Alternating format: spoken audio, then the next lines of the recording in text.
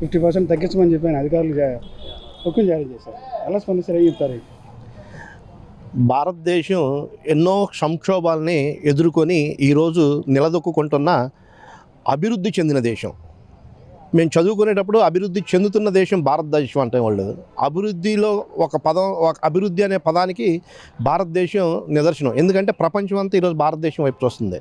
ఎన్నో సంక్షోభం, ప్రపంచమే ఒక సంక్షోభంలో ఉంది. ఈరోజు యుద్ధం వల్ల మనం చూస్తున్నాం క్రూడ్ ఆయిల్ అందక. అటువంటిది స్వయాన ప్రధానమంత్రి గారు వచ్చి మనం ఆ రోజు చూసాం. మనం కరోనా వచ్చినప్పుడు ఆయన చేసిన వాళ్ళు ప్రపంచంలో కరోనా ఉంటే భారతదేశాన్ని ఏ విధంగా కాపాడుకోవాలి, ఎట్లా నా భారత పౌరులందరిని ఎట్లా చేసుకోవాలని ఆయన ఒక ప్రణాళిక ప్రకారం నడుచుకుంటూ వెళ్తే ఈరోజు వాటిని కూడా హాస్యాస్పదంగా మాట్లాడుతున్నారు.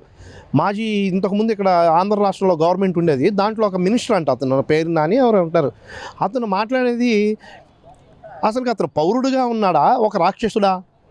నిజంగానే ఒక పౌరులు అనేవాళ్ళందరూ నా దేశం బాగుండాలని కోరుకుంటాం. అటువంటి ఈ దేశంలో ప్రధానమంత్రి వచ్చి అయ్యా మనం ఇట్లా సంక్షోభంలో అన్నిటినీ తగ్గించుకుంటూ వెళదాం, ముందుగా నేనే చేస్తున్నాను అని చెప్పి ప్రధానమంత్రి చెప్తే, ఆంధ్ర రాష్ట్రంలో ముఖ్యమంత్రి, ఉప ముఖ్యమంత్రి, తెలుగుదేశం పార్టీ జాతీయ మరి చూస్తున్నాం వర్కింగ్ ప్రెసిడెంట్, వారు విద్యాశాఖ మంత్రిగా ఉన్నారు. నిజంగానే అటువంటి వాళ్ళు మీద నువ్వు బురద చల్లాలి ఏంటి? నువ్వు వాళ్ళ గురించి మాట్లాడేది? వాళ్ళల్లో ఉన్న ప్రతి కాన్వాయ్ని తగ్గించుకుంటూ వాళ్ళు డీజిల్ మరి ఇబ్బందిగా ఉంది, ఆ డీజిల్ కొరత రైతులకు ఉండకూడదు. మనం చూస్తున్నాం ఎన్నో బోర్లు, దాని మీద చంద్రబాబు నాయుడు గారు రైతులు వాళ్ళు ఉపయోగించుకుంటారు, ట్రాక్టర్లు వెళ్ళాలి, ఇప్పుడు వ్యవసాయం స్టార్ట్ చేసుకునేది, మరి దాన్ని బేస్ చేసుకొని ఈరోజు అన్నీ తగ్గించుకోమని చంద్రబాబు గారు చెప్తుంటే, ఈ రాక్షసులు మాట్లాడే మాటలకి భారతదేశంలో మరి ఆంధ్ర రాష్ట్రంలో ప్రజలు కూడా వాళ్ళని ఇప్పటికే చేదరించుకుంటున్నారన్న ఈ పదవులు కూడా దొరకట్లా వాళ్ళని మాట్లాడాలంటే. వీళ్ళు మీడియా ముందుకు వచ్చి చంద్రబాబు గారి గురించి, లోకేష్ గారి గురించి, పవన్ కళ్యాణ్ గారి గురించి మాట్లాడతారు. అసలుకి వీళ్ళ నాయకుడు అసలు వాడు ఏం చేస్తున్నాడు, మా నాయకుడు అసలు ఎక్కడికి వెళ్ళాడు, ఏంటి, ఫ్లైట్లు వేసుకొని ఎక్కడ తిరుగుతున్నాడు అని ఎత్తుక్కోండి. ఆంధ్ర రాష్ట్రంలో ప్రజలు సంక్షోభంలో రాకూడదు, రాబోయే రోజుల్లో ఎటువంటి ఇబ్బంది ఆంధ్ర ప్రజలకు రాకూడదని చంద్రబాబు నాయుడు గారు ముందు చూపుతారు. వారు ప్రధానమంత్రి గారు చెప్పిన ప్రకారం ఈ రాష్ట్రంలో ప్రజలందరూ నడుచుకోవాలని చెప్పి వారు ఆచరిస్తూ మనల్ని కూడా ఆచరించమంటున్నారు. అంటే వీకెండ్ వస్తే ముగ్గురు తలోకాన్వాయిలో వెళ్ళిపోతున్నారు, ఫ్లైట్లో పక్క రాష్ట్రం తెలంగాణ వెళ్ళిపోతామని చెప్పండి. చంద్రబాబు నాయుడు గారు రాజధానిలో ఇల్లు నిర్మాణం చేసుకుంటున్నారు. అంటే నిర్మాణ దశలో ఉంది.